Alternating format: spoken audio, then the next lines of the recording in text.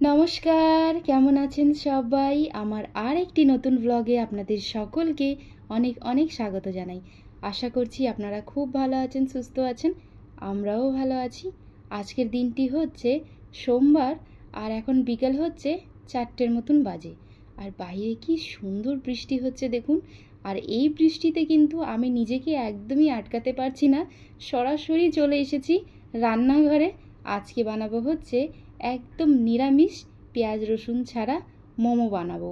কোনো দিন তো পেঁয়াজ ছাড়া বানাইনি, ভেজিটেবল বানিয়েছি পেঁয়াজ দিয়ে, তবে আজকে একদমই নিরামিষ বানাবো। আমাদের বাড়ির এখানে যখন রথের মেলা ছিল, সেই মেলায় হচ্ছে প্রচুর ইসকনের হচ্ছে স্টল বসেছিল, একদম নিরামিষ জানেন, একদমই পেঁয়াজ রসুন ছাড়া। তো আমি জীবনে প্রথম হচ্ছে ওই ইসকনের মেলাতে গিয়ে পেঁয়াজ রসুন ছাড়া মোমোটা খেয়েছিলাম, আর চাউমিনও খেয়েছি। এত সুন্দর টেস্ট ছিল, অপূর্ব স্বাদের আমার কাছে লেগেছে। তারপরেই আমি এই আইডিয়াটি পেলাম যে পেঁয়াজ ছাড়াও মোমো এত স্বাদের বানানো যায়। দাঁড়ান, এক এক করে সবজিগুলো আগে কেটে নিই।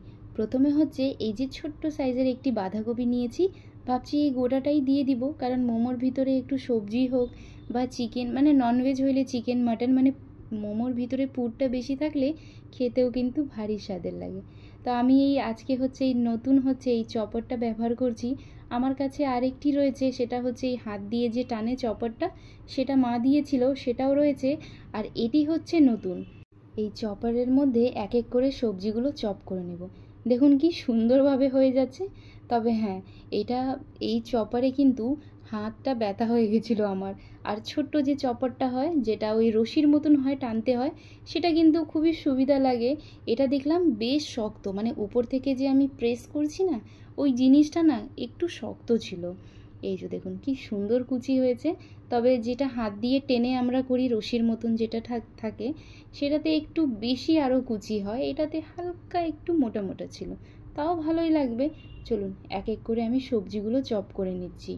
আর এতে কিন্তু গাজরও লাগবে, তবে এখন বাড়িতে গাজর নেই। ওকে বলেছি অফিস থেকে ফেরার পথে গাজর আর ধনেপাতা নিয়ে আসতে। ও নিয়ে আসলে পরে এটার মধ্যেই ওটাকে চপ করে একটুখানি লবণ দিয়ে ছেড়ে দিয়ে জলটা বের করে তারপরে মোমোর পুরের সঙ্গে এগুলো মিক্স করে নেব। মোমো বানানো তো খুবই সহজ জানেন, তবে দুই একটা নিয়ম আছে যেগুলো ভালোভাবে ফলো করলে কিন্তু মোমোগুলো খুব সুন্দর হয়। যেটা হচ্ছে, আপনি যখনই মোমোর ভিতরে পুরটা সবজির দিবেন বা মাংসের দিবেন, যে কোনো জিনিসের পুরটা যখন দিবেন না, সেগুলোকে খেয়াল রাখতে হবে যতটা পারবেন ততটা হচ্ছে একদম মিহি করে সেটাকে কুচিয়ে নিতে হবে। চিকেন মটন যদি থাকে তাহলে হাড় ছাড়া মাংস যেন থাকে, মিক্সিতে ভালো করে পেস্ট করে কিমা করে নিতে হবে। এতে কি হবে না, মোমোগুলো খুব তাড়াতাড়ি সেদ্ধ হবে, আর খেতেও কিন্তু ভারী স্বাদের লাগে। চলুন, আমার হচ্ছে বাঁধাকপি তো পরপর করে আমি কুচি করে নিয়েছি। এবার হচ্ছে কোয়াশ নিয়েছিলাম একটি, সেটাও হচ্ছে এটাতে কুচিয়ে নিচ্ছি। ভারী কষ্ট হচ্ছিল জানেন, আর এটা খুবই শক্ত ছিল একটু। চলুন, কোয়াশটাও হয়ে গেছে। এবার আমি এটা দিয়ে কিন্তু সঙ্গে সঙ্গেই বানাবো না। এই সবজির মধ্যে বড় চামচের 2 চামচের মতন লবণ দিব, আর প্রায় আধ ঘন্টার মতন এটাকে ছেড়ে দেব। এটার ভেতর থেকে সবজির একটা জল বেরোবে, সেটা হাত দিয়ে কিন্তু চিপে চিপে ফেলে দিতে হবে। তারপরে সেই পুরটা দিয়ে মোমো বানাতে হবে। আপনি যদি ডিরেক্ট মোমো বানাতে যান, তাহলে মোমোগুলো কিন্তু সবজির জলের সময় সেদ্ধ হওয়ার সময় সবজির যে জলগুলো বেরোয়, তাতে হচ্ছে মোমোগুলো ফেটে যাবে, একদমই খারাপ বাজে হয়ে যাবে, টেস্টটাও ভালো হবে না। তা আমি এখানে লবণ দিয়ে এটাকে প্রায় আধ ঘন্টার মতন ছেড়ে চলে গেছিলাম। ওদিকে সন্ধে লেগে গেছিলো, পুজো দিয়ে ঘরের সমস্ত কাজ করে চলে এসেছি। আর হচ্ছে একটু ময়দাও মেখে রেখে গেছিলাম, কিছুই না, জাস্ট ময়দা হালকা একটু জল দিয়ে নরম করে মেখে দিয়েছিলাম। দেখুন কি পরিমাণে জল বেরোচ্ছে। এইভাবে হাত দিয়ে চিপে চিপে জলগুলো বের করে একটা বাটিতে নিয়ে নিচ্ছি। এইভাবে কিন্তু অবশ্যই সবজির জলটা বের করে নিতে হবে। আর চিকেনের মোমো যখন বানাই তখন তো কোনো সবজি দেওয়া লাগে না, শুধু পেঁয়াজই দিই আমি চিকেন মোমো বানাতে গেলে। সেখানে আবার পেঁয়াজেরও নিয়ম আছে, অল্প একটু লবণ দিয়ে 15 থেকে 20 মিনিট ছেড়ে দিবেন। তারপরে পেঁয়াজ থেকেও আবার রস বেরোয়, সেই রসটাকেও জুসটাকে হাত দিয়ে চিপে চিপে ফেলে দিতে হবে। এদিকে ও অফিস থেকে আসার সময় হচ্ছে ধনিয়া পাতা আর হচ্ছে গাজর নিয়ে আসছিল, তো গাজরটাকেও আমি কুচিয়ে নিয়ে লবণ দিয়ে রাখছিলাম। চলুন এবার গাজরটাও রস বের করে গাজরগুলো বাটিতে নিয়ে নিচ্ছি। আর হচ্ছে 1 মুঠের মতন নিয়েছি ধনিয়া পাতা, 2 চামচের মতন আদা বাটা, আর হচ্ছে 3 থেকে 4 চামচের মতন রিফাইন তেল গরম করে রাখছিলাম, সেগুলো দিচ্ছি। আর এখন অ্যাড করব হচ্ছে স্বাদ অনুযায়ী লবণ। লবণ বেশি দেব না, কারণ মোমোর চাটনির মধ্যে তো লবণ থাকবেই। আবার দুটো জিনিসেই যদি লবণ বেশি হয়ে যায় তাহলে কিন্তু একদমই খাওয়া যাবে না। কি সুন্দর লাগছে দেখুন, পুরটা একদম কালারফুল, সবুজ, লাল, তারপরে সাদা, সব কালার মিক্স হয়ে গেছে। চলুন এবার এক এক করে মোমোর শেপটা করি। মোমোর শেপ করা তো খুবই সহজ, আমি বহুবার আপনাদের সঙ্গে শেয়ার করেছি, তবে আজকে শেয়ার করলাম না। আমার শর্টস ভিডিওতে দেওয়া রয়েছে মোমোর শেপ কিভাবে বানাতে হয়, আপনারা অবশ্যই দেখবেন।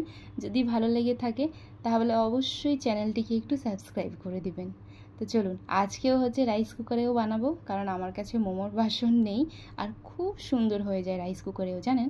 তো আমি একবারেই জলের মধ্যে 3টের মতন টমেটো দিয়েছি। মোমো সেদ্ধ হয়ে যাবে, তার সঙ্গে সঙ্গে টমেটোও সেদ্ধ হয়ে যাবে। তারপরে আমি ওই টমেটো দিয়ে হচ্ছে চাটনিও করে নেব।